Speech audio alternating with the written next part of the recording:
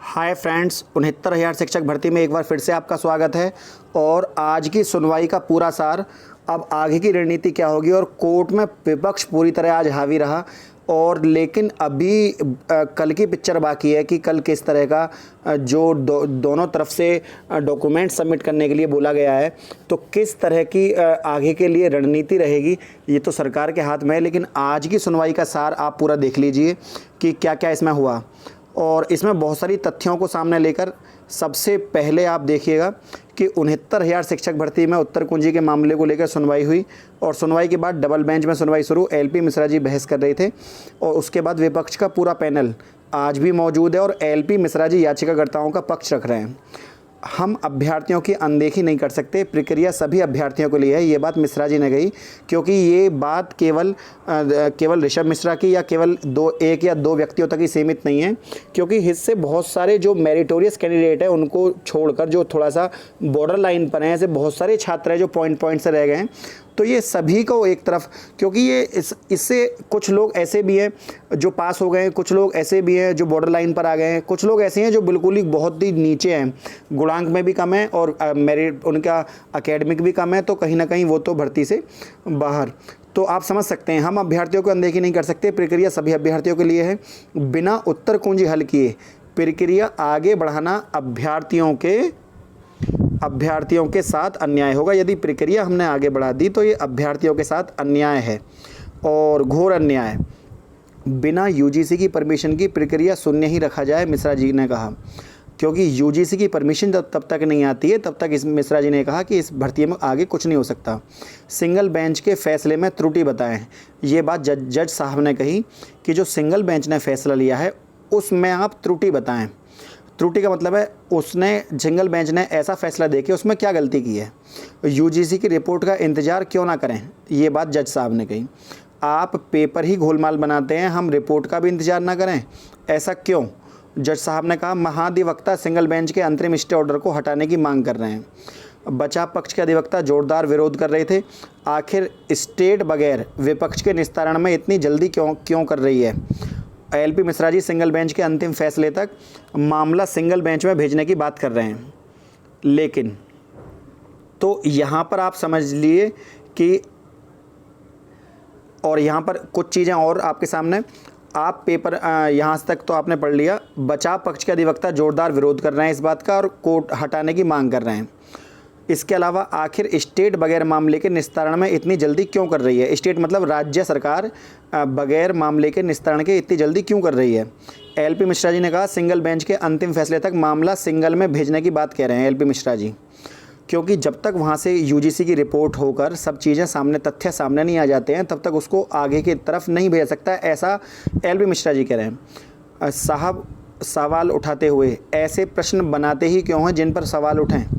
एजी stay से रोक हटाने की मांग कर रहे हैं। सुदीप सेठ बहस कर रहे हैं कुछ भी क्रमबद्ध सही तरह से सरकार द्वारा नहीं किया गया, ये बात एलपी मिश्रा जी ने कही। मतलब यहाँ पर कहीं ये बात ये कही गई कि कुछ भी गवर्नमेंट द्वारा सही तरीके से नहीं किया गया, क्योंकि हर कदम पर भर्ती में कोर्ट केस हुए हैं, और हर कदम पर कोई ना कोई रेट फाइल हुई है। तो उत्तरमाला स्टे, इसके बाद क्या हुआ, एजी साहब ने रोक हटाने की मांग करते हुए सुदीप सेठ खड़े हो गए। सिंगल बेंच की कमी बताइए, हम स्टे हटा देंगे, ये बात जज साहब ने कही। यदि सिंगल बेंच में आप कमी बता दें एक भी, तो हम स्टे हटा देंगे, जज साहब ने ऐसा कहा। एजी साहब मजबूती से अपना पक्ष रखते हुए उत्तरमाला स्टे, सरकार की अपील का ऑर्डर रिजर्व, परसों आएगा फैसला। बहुत कम बहस हुई। 69,000 शिक्षक भर्ती उत्तरमाला मामले में सुनवाई पूर्ण, रिटन आर्गूमेंट्स कल तक जमा करें।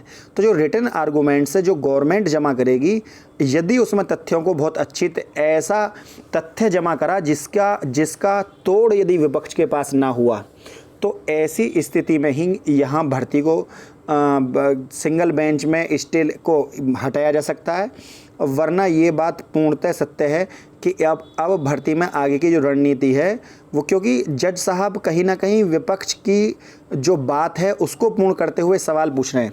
जज साहब ने कहा सिंगल बेंच की कमी बताइए, तो एक न्यायालय पीठ दूसरी न्यायालय पीठ में को इतनी आसानी से उसको हटाने की मांग नहीं कर सकता, क्योंकि जो नीचे के न्यायालय पीठ है वहाँ भी जज ही बैठे हुए हैं, और वो भी पूरी प्रक्रिया को समझते हैं, और वो भी ऐसी स्थिति में जहाँ बहुत बहुचर्चित वो मुद्दा बना हुआ है। और अभी अभी प्रियंका वाड्रा ने भी इसकी तुलना व्यापम घोटाले से की है कि उत्तर प्रदेश का व्यापम घोटाला है। अब आप समझ जाइए कि व्यापम घोटाला इतना बड़ा घोटाला था। और ट्विटर पर अभी अभी ट्वीट किया है 10 मिनट पहले ही प्रियंका जी ने। तो प्रियंका वाड्रा का इस तरह मतलब राजनीतिकरण किया जा रहा है मुद्दे का। और जब कोई मुद्दा बहुत बड़ा हो जाता है, ऐसी ही स्थिति में उसका राजनीतिकरण किया जाता है। तो जब मुद्दे का राजनीतिकरण किया जा रहा है और नए नए लोग इसमें बीच में कूद रहे हैं और टीवी पर डिबेट चल रही है, ऐसी स्थिति में जज साहब भी टीवी देखते होंगे।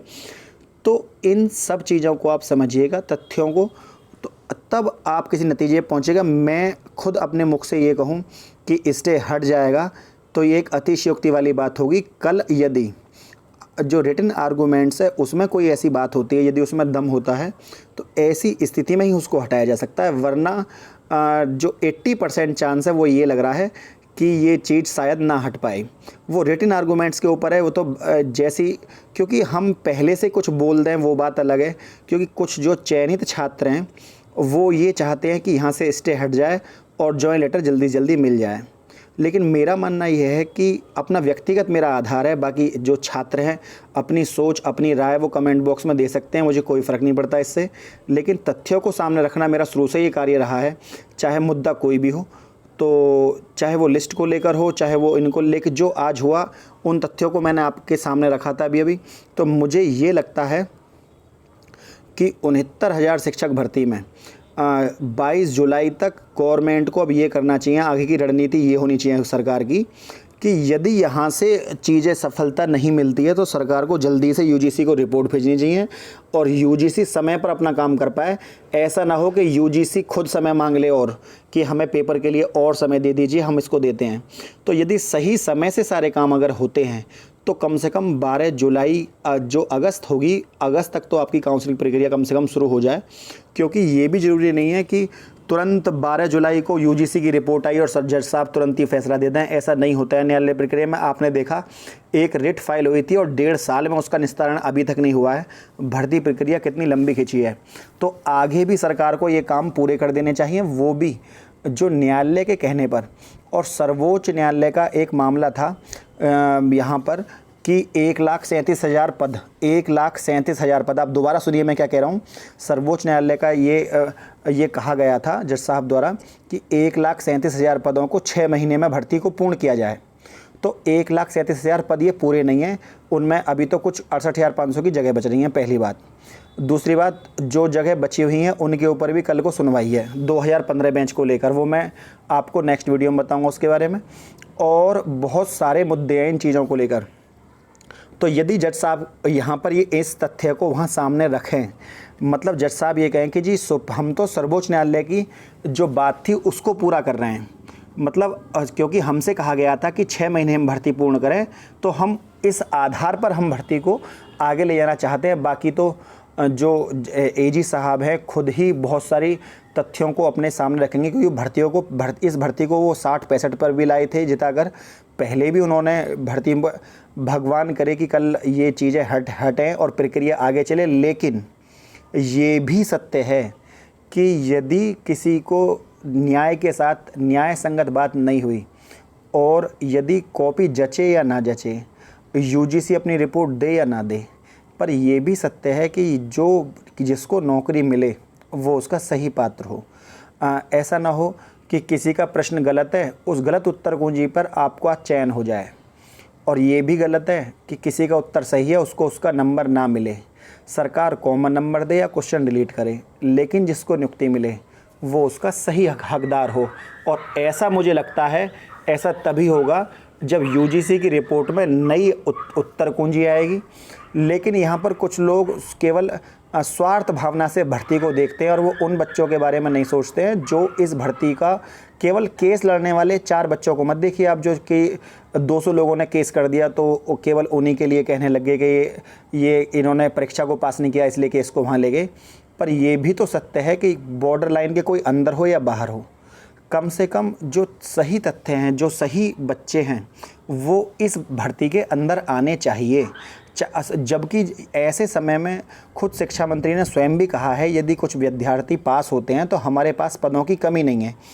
तो जब ये उन्होंने खुद कहा है स्वयं, तो जो चयनित छात्र हैं उनको तो कोई परेशानी है ही नहीं। दूसरा, उसमें से कुछ जो अचयनित होंगे वो होंगे जो बिल्कुल बॉर्डर लाइन पर हैं और एक दो दो तीन तीन नंबर से एक दो दो नंबर से वो पास हुए होंगे। यदि उनके वो क्वेश्चन गलत हो जाते हैं, लेकिन ऐसी स्थिति में सरकार यदि कॉमन नंबर देती है तो भी वो अपनी सीट को बचाए रखे रहेंगे। बेवजह टेंशन लेने की कोई आवश्यकता नहीं, ना तो चयनितों को और जो न्याय के लिए मांग कर रहे हैं कोर्ट में जाकर, ना ही उनको। दोनों ही स्थिति में किसी भी तरह से भर्ती नहीं रुकने वाली है और भर्ती पूरी होगी। कुछ बच्चे भर्ती रद्द कराने की बात कर रहे हैं। ऐसे बच्चों से मैं ये कहना चाहूँगा, वो बच्चा मूर्ख नहीं है जो 1.5 साल से तपस्या कर रहा है। वो इंतज़ार कर रहा है अपना जॉइन लेटर मिलने का। बेवजह भर्ती को रद्द करने इस तरह की बात आप ना करें।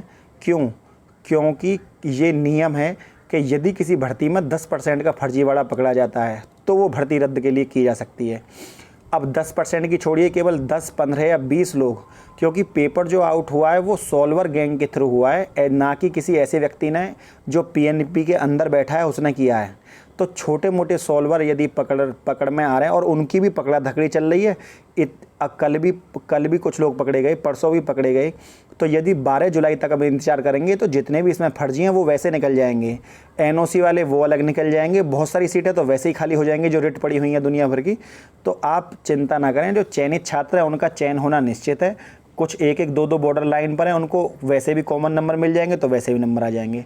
बस इतना फ़र्क पड़ता है कि जो अचयनित रह गए हैं, जो पॉइंट से लड़के रह गए, और यदि सही उत्तर माला आता है तो यहाँ पर उनका भी, जब स्वयं शिक्षा मंत्री कह चुके हैं कि हमारे पास पदों की कमी नहीं है, तो आपके लिए इशारा ही काफ़ी है। बेवजह भर्ती को रद्द कराने की बात आप ना करें। तो फ्रेंड, वीडियो यदि आपको समझ में आ रही हो और आपको पता हो कि मैंने कौन सी बात आप तक पहुँचाना चाहता हूँ, तो आप समझ गए होंगे। वीडियो को लाइक, शेयर, सब्सक्राइब करना ना भूलें। आज के लिए इतना ही। जय हिंद, जय भारत।